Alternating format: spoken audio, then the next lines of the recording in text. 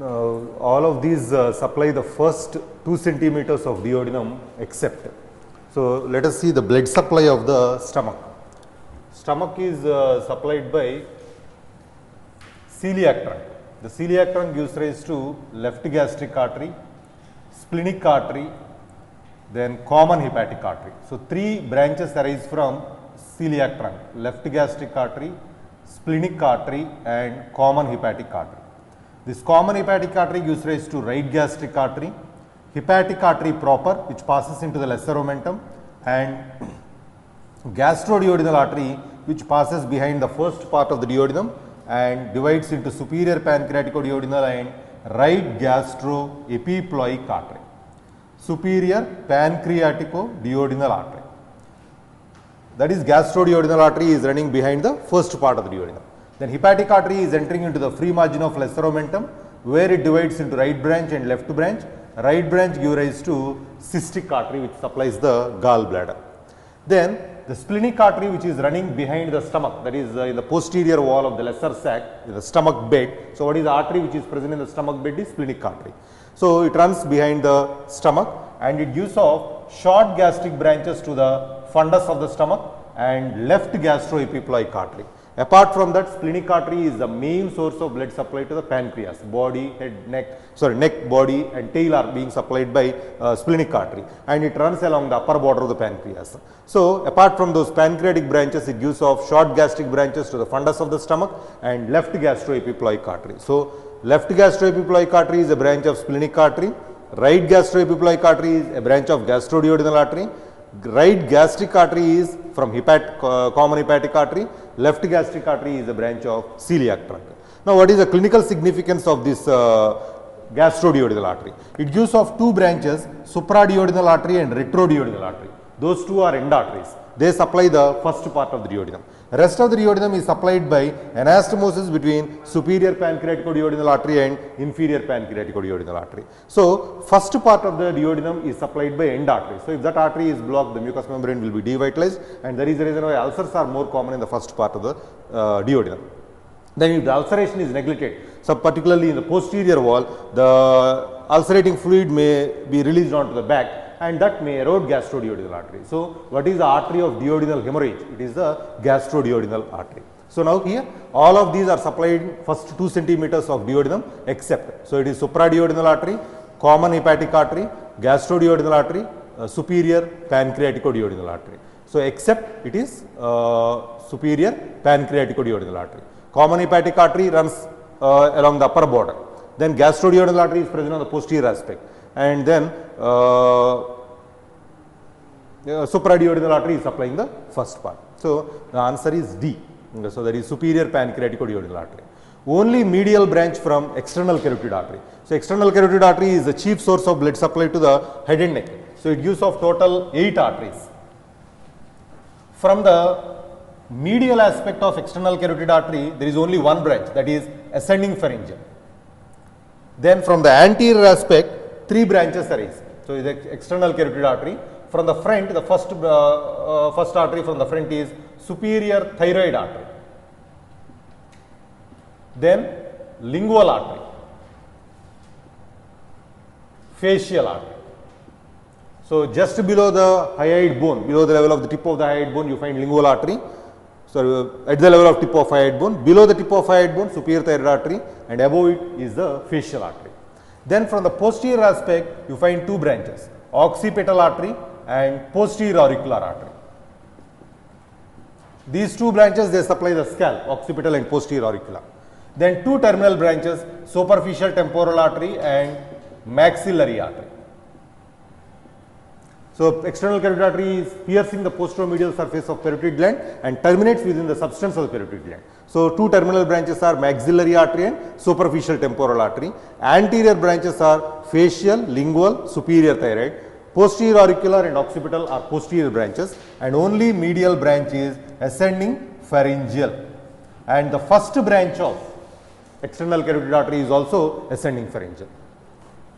So, it is medial branches ascending pharyngeal. Lingual artery at the level of tip of the greater cornu of hyoid bone, maxillary artery is the terminal branch, and superior thyroid artery is the first branch from the anterior aspect. Gastroduodenal artery is derived from, so this already we have said, it is derived from the hepatic artery, that is common hepatic artery. Common hepatic artery divides into hepatic artery proper and gastroduodenal artery. Now what about celiac trunk? Celiac trunk is the branch of abdominal aorta arising at the level of T12. Celiac trunk, artery of foregut, superior mesenteric artery, artery of midgut, and inferior mesenteric artery, artery of hindgut. Celiac trunk at the level of T12. Then superior mesenteric artery at the level of lower border of L1, inferior mesenteric artery at the level of L3. Then what about splenic artery? It is a branch of celiac trunk. What other branches are given by splenic artery is pancreatic branches, then short gastric branches and left gastroepiploic artery. Then what about the cystic artery? It is artery of gallbladder, cystic artery, and that is a branch of right hepatic artery. So gastroduodenal artery is a branch of hepatic artery. The clinical significance is it is artery of duodenal hemorrhage.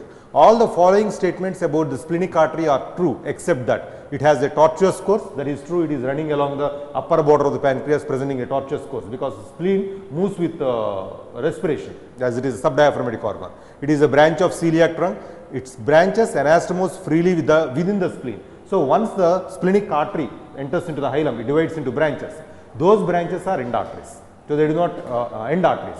They do not, there is no precapillary anastomosis. So its branches are end arteries. Once it enters into the substance of the spleen, so the branches are end arteries. It supplies the greater curvature of stomach as it is giving off left gastroepiploic artery. Exposure of left subclavian artery by supraclavicular approach does not require cutting off. So subclavian artery, subclavian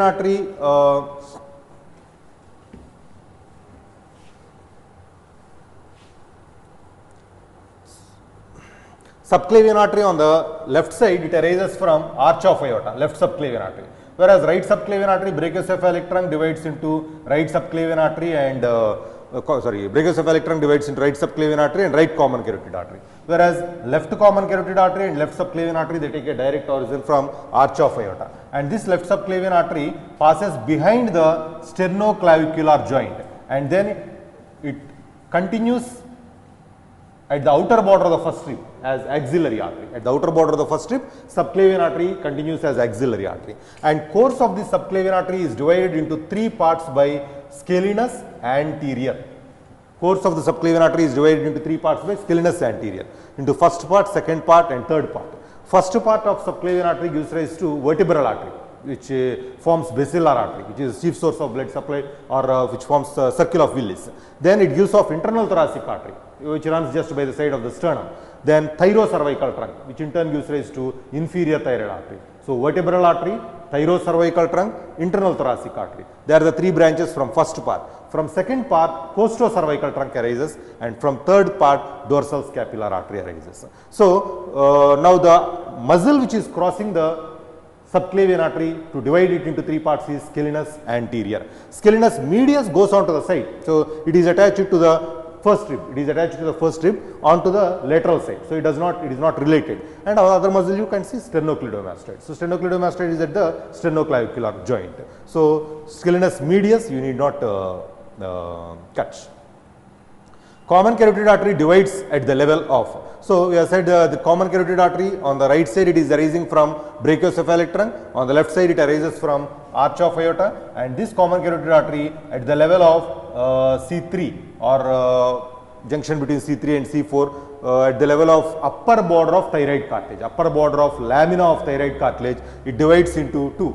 One is internal carotid artery and the other is external carotid artery. So internal carotid artery and common carotid artery, these they run in the carotid sheath. External carotid artery pierces the carotid sheath and comes out, and it enters into the substance of the parotid gland, and it terminates at the level of neck of the mandible by dividing into superficial temporal and maxillary artery. So the level of termination of common carotid artery is at the level of upper border of thyroid cartilage. And what is the other clinical importance is at the level of C6 vertebra, which is cervical vertebra bears carotid tubercle. So we feel the carotid pulse. There we are compressing the common carotid artery, again is the anterior tubercle of 6th cervical vertebra. Carotid tubercle of Chase-Agnac is provided with which cervical vertebra? It is the 6th cervical vertebra. Watershed area between superior mesenteric artery and inferior mesenteric artery commonly result in the ischemia of. So we have said the artery of midgut is superior mesenteric artery. Artery of hindgut is inferior mesenteric artery. So what is the junction between foregut and midgut? Up to the opening of bile duct, duodenum up to the opening of bile duct, that area is supplied by artery of foregut, that is celiac trunk. From there, distal part of duodenum, then jejunum, ileum, cecum appendix, right 2/3 of transverse colon. This is the area of superior mesenteric artery. Then left 1/3 of transverse colon and sigmoid colon, rectum. This is the territory of inferior mesenteric artery. So now watershed area is what is the junction between territory of superior mesenteric artery and territory of inferior mesenteric artery. So it is a junction between right 2/3 and left 1/3 of transverse colon. So it is splenic flexure of colon. So what are the branches of this superior mesenteric artery? Superior mesenteric artery is arising at the level of L2 vertebra, and this superior mesenteric artery is giving off first branch. It is inferior pancreatico-duodenal artery. Superior pancreatico-duodenal celiac trunk, inferior pancreatico-duodenal. Then it gives rise to a number of jejunal and ileal branches which form arterial arcades within the mesentery, and it gives off vasa recta which supply the jejunum and ileum. Then it gives off ileocolic artery which divide into ascending and descending branch, and descending branch supplies cecum and appendix. Right colic artery which divide into ascending and descending, then middle colic artery which divide into right branch and left branch. Okay. So remember that ileocolic, right colic, middle colic, they are the branches of superior mesenteric artery. Then inferior mesenteric artery gives off left colic artery which divide into ascending and descending. Then a number of sigmoidal branches, and itself continues as superior rectal artery. So what are the branches of inferior mesenteric artery? Left colic artery, sigmoidal arteries, and superior rectal artery. Now all these arteries, ileocolic artery, right colic artery, middle colic artery, left colic artery, sigmoidal branches, superior rectal artery, they anastomose with one another to form an arterial arcade. That is what you call it as marginal artery. So marginal artery is contributed by branches of superior mesenteric artery and inferior mesenteric artery. So what is the common site of ischemia? So sometimes there may be failure of anastomosis between middle colic artery and left colic artery. Left colic artery is a branch of inferior mesenteric, middle colic is a branch of superior mesenteric. Sometimes this anastomosis, this marginal artery may fail there. In that condition you find an arterial trunk connecting the middle colic artery and left colic artery. That is what you call as arc of Riolan, arc of Riolan. So here, which is the watershed area between superior mesenteric and inferior mesenteric is splenic flexure. What is the watershed area between celiac trunk and superior mesenteric artery is? It is the level where the bile duct opens into the second part of duodenum. In postductal coarctation of aorta, the blood flow to the lower limb is maintained through which of the arteries? Postductal coarctation. So now you find ductus arteriosus. So in the embryonic life, the pulmonary trunk is connected to the arch of aorta by means of ductus arteriosus. Later it is obliterated to form ligamentum arteriosum. Postductal coarctation, if there is a narrowing. Now here you find subclavian artery. Then this after this narrowing you find descending aorta continues as abdominal aorta continues as it divides into right and left common iliac arteries and lower limb arteries. So if there is a postductal coarctation, pressure in the upper limb arteries is more when compared to the pressure in the lower limb arteries. So now the subclavian, now where the anastomosis develops, this descending aorta is giving rise to posterior intercostal arteries. The subclavian artery is giving rise to internal thoracic artery. Internal thoracic artery gives rise to anterior intercostal arteries in every space. Now there is an anastomosis between anterior intercostal arteries and posterior intercostal arteries. Now the blood from the subclavian artery passes in this direction and then goes into the lower limb or lower arteries. So, and that is the reason why when there is a postductal coarctation you find the notching of ribs. That is a classical picture what you see radiographically. So, intercostal arteries and the superior epigastric artery. Superior now this internal thoracic artery is dividing into musculophrenic artery and superior epigastric artery. Superior epigastric artery enters into the rectus sheath, and this is dividing into common iliac, external iliac.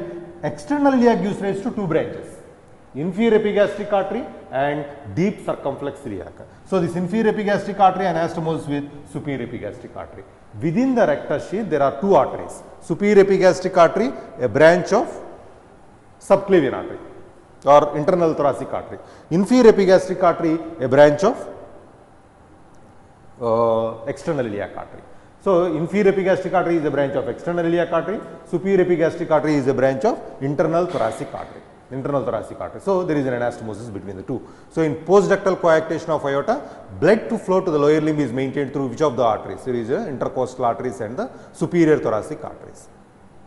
Obstruction to the second part of axillary artery, anastomosis, the following artery is maintained to the upper limb. So, here we can see the anastomosis around the body of scapula. So, here the anastomosis, the obstruction is in the second part. Now, the scapula is here. Along the lateral border of the scapula, you find subscapular artery. From third part of axillary artery, subscapular artery. And that gives rise to circumflex scapular artery. From the first part of subclavian artery. From the first part of subclavian artery, we have said there is a branch arising, that is thyrocervical trunk. This thyrocervical trunk gives rise to inferior thyroid artery, suprascapular artery, which reaches the scapula. Suprascapular artery. And it gives rise to transverse cervical artery. This transverse cervical artery divides into superficial branch and deep branch. So, these arteries, they take part in the anastomosis. Now, where the anastomosis is present? Between first part of subclavian artery and third part of axillary artery. What is a branch of third part of axillary artery taking in that anastomosis? Subscapular artery. What are the branches of first part of subclavian artery? Suprascapular artery, transverse cervical artery. This is anastomosis around body of scapula. So, whenever there is a blockage between the first part of subclavian artery and third part of axillary artery, the collateral circulation is through that route, anastomosis around body of scapula. So, here deep branch of transverse cervical artery and subscapular artery. Anterior circumflex is different, that is at the level of surgical neck of humerus. So, that does not participate in that circumflex humerus. So, answer is this one. Suprascapular artery participates, but it is not anastomosing with anterior circumflex. Anterior circumflex, subscapular, these are the branches of axillary artery. In case of coarctation of aorta, which is not involved in collateral circulation formation. So, posterior intercostal artery is involved, posterior intercostal artery. Then axillary artery, subscapular artery. Vertebral artery. So, vertebral artery, it is entering into the cranial cavity where it forms basilar artery. So, anastomosis is in between upper limb arteries and lower limb arteries. Which is not a branch of cavernous part of internal carotid artery. So, here the internal carotid artery. Internal carotid artery is a branch of common carotid artery arising at the level of upper border of lamina of thyroid cartilage. It runs within the carotid sheath, enters into the carotid canal. Then after running in the carotid canal, it runs in the lateral wall of cavernous sinus, floor of the cavernous sinus. It is one of the content of cavernous sinus. Then it terminates by dividing into anterior cerebral artery and middle cerebral artery. So, now it has got a cervical part, petrous part, cavernous part, cerebral part. Cervical part does not give any branch. All the branches in the neck are given by external carotid artery. Petrous part, it is related with the middle ear. So, it is present in the anterior wall of middle ear. There it gives rise to carotidotympanic branches. Then cavernous part. Cavernous part, just by the side of that you find pituitary gland. On either side of the pituitary gland you find the cavernous sinus. So, there it gives rise to superior hypophyseal artery, inferior hypophyseal artery and meningeal branches. Then finally, the terminal part gives rise to ophthalmic artery which enter into the orbit. Then posterior communicating artery which take part in the formation of circle of Willis. And then it is terminating by dividing into anterior cerebral artery and middle cerebral artery. So, ophthalmic artery is a branch arising from cerebral part of internal carotid artery, not the cavernous part. Cavernous part is giving rise to hypophyseal arteries and meningeal artery. Sternocleidomastoid is supplied by all the following arteries except. So, it is by posterior auricular. Upper 1/3 of sternocleidomastoid is supplied by occipital artery. Lower 1/3, middle 1/3 is supplied by superior thyroid artery and lower 1/3 is supplied by thyrocervical trunk. This is very important because sternocleidomastoid while you are doing grafting or reconstruction surgeries, the blood supply is very important. Posterior, Upper one third it is supplied by occipital artery. You can remember the insertion of sternocleidomastoidis at the mastoid process. So upper one third is supplied by occipital artery. Middle one third is supplied by superior thyroid artery, and lower one third is supplied by thyrocervical trunk, particularly suprascapular artery. In subclavian artery block at the outer border of the first rib, all the following arteries help in maintaining the circulation to upper limb except. So, it is by the superior thoracic. Superior thoracic is a branch arising from first part of axillary artery. So, here we have said what are the arteries which are taking part in the anastomosis around scapula. It is suprascapular artery from first part of subclavian artery, thyrocervical trunk from first part of subclavian artery, and then subscapular artery from third part. You have to remember the anastomosis is in between first part of subclavian, third part of axillary. What about superior thoracic? It is a branch arising from first part of axillary artery. Okay. So, what are the branches of axillary artery?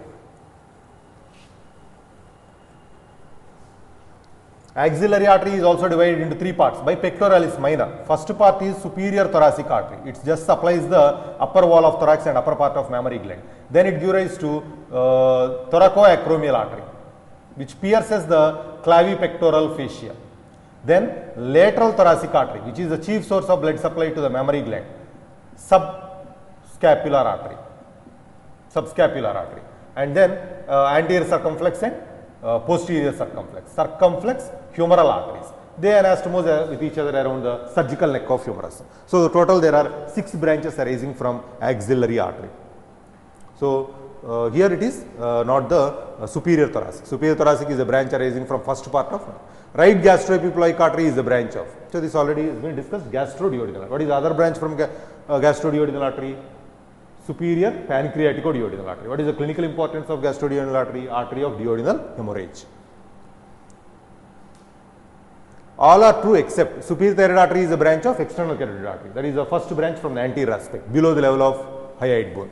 Posterior branch of superior thyroid artery supplies parathyroid gland. Inferior thyroid artery is a branch of thyrocervical trunk, and thyroidea ima is invariably a branch arising from arch of aorta. So, now if you study the blood supply of thyroid gland, there are 2 thyroid arteries, superior thyroid artery and inferior thyroid artery. Now, this is the lateral lobe of thyroid gland, and that is the isthmus. Superior thyroid artery reaches the apex, divided into an anterior branch, posterior branch. Inferior thyroid artery is a branch of thyrocervical trunk, then it divides into branches. So, along the posterior border of thyroid gland, there is an anastomosis between posterior branch of superior thyroid artery and posterior branch of inferior thyroid artery. Now, where you find parathyroid glands? Along the posterior border of thyroid gland. There are a pair of parathyroid glands, a pair of superior parathyroid and a pair of inferior parathyroid. So, what is the source of blood supply to the parathyroid glands? It is by the anastomosis between posterior branches of superior and inferior parathyroid arteries. Now, what about this one? Anterior branch of superior thyroid artery, anastomosis with anterior branch of superior thyroid artery of opposite side. So, along the upper border of the isthmus, there is anastomosis between anterior branches of 2 superior thyroid arteries. Then what about the nerve relation? What is the nerve which is closely related with superior thyroid artery? External laryngeal nerve. On approaching the gland, external laryngeal nerve and superior thyroid artery, they deviate. External laryngeal nerve passes deep to the gland. So, to supply cricothyroid. So, that is the reason why while ligating superior thyroid artery has to be ligated as close to the gland as possible. Inferior thyroid artery is closely related to recurrent laryngeal nerve. Now, you can see on approaching the gland, these two are very closely related. So, inferior thyroid artery has to be ligated far away from the gland, superior thyroid artery has to be ligated close to the gland. Recurrent laryngeal nerve supplies all the muscles of larynx except cricothyroid, which is supplied by external laryngeal nerve. Then, the other source of blood supply to thyroid gland is thyroidema artery, which is a branch arising from arch of aorta. Usually, it passes in front of trachea. That is the reason why during tracheostomy, the artery which you have to take care of this is inferior thyroid artery. Then what about the venous drainage of thyroid gland? There are 3 veins: superior thyroid veins, middle thyroid veins, inferior thyroid veins. Superior and middle, they drain into internal jugular vein, where the internal jugular vein is present on the sides. Okay, so they pass on to the sides. Whereas inferior thyroid vein drains into left brachiocephalic vein. So, right and left brachiocephalic veins, they join to form superior vena cava. So, inferior thyroid vein drains into left brachiocephalic. So, it has to pass in front of trachea. So, what are the blood vessels of thyroid which are closely related to the trachea? One is thyroidium artery and inferior parathyroid artery. So, during tracheostomy you have to take care of that. 3 veins, superior thyroid artery is a branch of external carotid artery. Posterior branch of superior thyroid artery supplies parathyroid gland. Inferior thyroid artery is a branch of thyrocervical trunk. Thyroidium artery usually it arises from arch of aorta, but sometimes it may arise from the vertebral artery or carotid arteries. So, the other source of blood supply is thyroidium artery. In postductal coarctation of aorta, the blood flow to the lower limb is maintained by the following arteries except the vertebral artery. Then in subclavian artery block at the outer border of the first rib, the following arteries maintain the circulation. It is by superior thoracic artery. Sternocleidomastoid, this already repeated. That is by posterior auricular artery. Which of the following artery does not supply medulla oblongata? So, medulla oblongata you have to remember a clinical significance. There is medial medullary syndrome and lateral medullary syndrome. Medial medullary syndrome is due to the involvement of anterior spinal artery. Lateral medullary syndrome is due to the involvement of posterior inferior cerebellar artery. So, in medial medullary syndrome what we see is when you take a cut section of the medulla, you find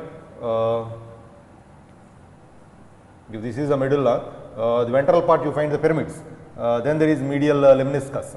Then in the dorsal part you find the hypoglossal nucleus. Then you find the pyramid here, ventral part. So, anterior spinal artery supplies the medial part of medulla. So, what is involved? Hypoglossal nucleus is involved and pyramid is involved. Because of involvement of pyramid, there is contralateral hemiplegia. Because of involvement of hypoglossal nucleus, there is ipsilateral paralysis of tongue. So, there is crossed hemiplegia, paralysis of tongue on the same side because of involvement of hypoglossal nucleus, paralysis of the body on the opposite side. So, crossed hemiplegia or crossed motor paralysis. This is due to the involvement of anterior spinal artery. So, that is due to the that paralysis you call it as medial medullary syndrome.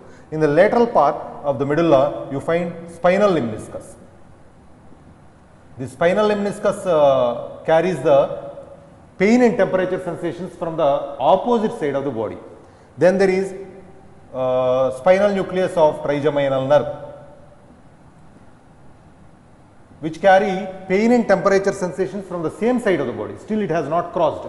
Later it crosses to form trigeminal lemniscus. So, spinal nucleus and tract of trigeminal nerve is receiving pain and temperature sensation from the same side of the face. Spinal nucleus of spinal lemniscus is carrying the pain and temperature sensations from the opposite side of the body. So, involvement of posterior inferior cerebellar artery.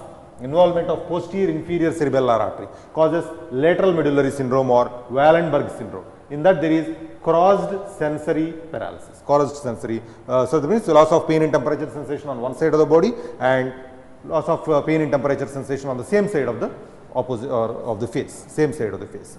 So, vertebral artery is giving rise to anterior spinal artery. The anterior spinal arteries are the branches of vertebral artery. So, superior cerebellar artery is the wrong answer. So, you remember that medial medullary syndrome, crossed motor paralysis. Lateral medullary syndrome, crossed sensory paralysis. Anterior spinal artery, medial medullary syndrome. Posterior inferior cerebellar artery, lateral medullary syndrome.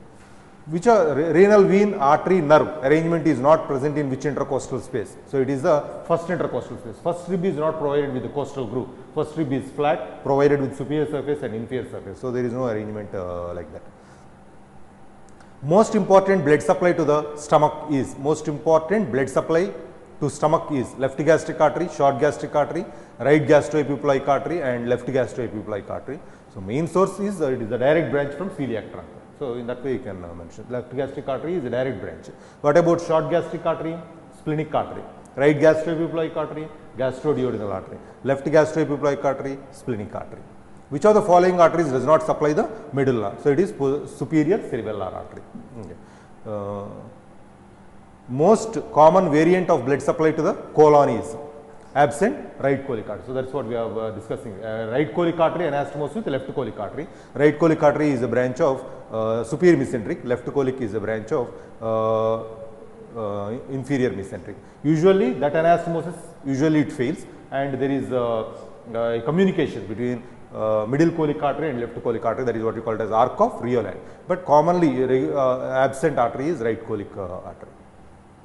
not a branch of external carotid artery. It is lingual artery, superior thyroid artery, ascending pharyngeal. These three are the branches. Transverse cervical artery, that is a branch of thyrocervical trunk, a branch of subclavian artery. Crossed oculomotor paralysis is seen in. Now, what do you mean by crossed oculomotor paralysis? That means paralysis of the body will be on one side, that means opposite side. Involvement of oculomotor nerve will be on the same side. So, oculomotor nucleus is present in which part? Midbrain. So, in the midbrain is supplied by posterior cerebral artery. Midbrain is supplied by posterior cerebral artery. So, you find the section of the midbrain at the level of superior colliculus. Surrounding that you find periaqueductal gray matter. Here there is crus cerebri. Oculomotor nucleus or the nerve comes like this, and here you find the pyramidal tract. The pyramidal tract passes through the intermediate part of the crus cerebri. So, if there is a lesion here, then there is paralysis on opposite side of the body and involvement of oculomotor nerve on the same side of the body. Midbrain is supplied by posterior cerebral artery. Here the circle of Willis will be here. Circle of Willis, vertebral artery or basilar artery divides into two posterior cerebral arteries. So, answer is posterior cerebral artery. Occipital lobes, midbrain, they are supplied by posterior cerebral artery.